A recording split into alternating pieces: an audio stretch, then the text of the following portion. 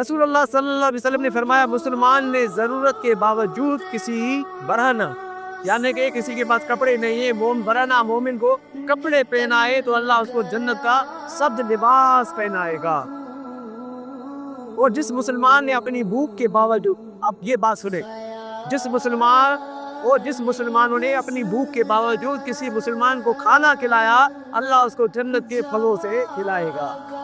جانے کہ آپ کو بھوک لگی ہوئی تھی، کوئی آ گیا محتاج، آپ نے اس کو کھانا کھلا لیا، اللہ جنت کا اعلان ہے۔ کتنی بڑی قربانی ہے کہ کھانا خود نہ کھا کر آپ اس کو دے رہے، اللہ کو ہی ادا بڑی پسند آتی ہے۔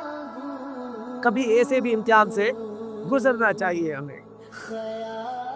اور جس مسلمان نے پیاس کے باوجود کسی مسلمان کو پانی پلایا، اللہ اس کو جنت کی شراب سے پلائے گا۔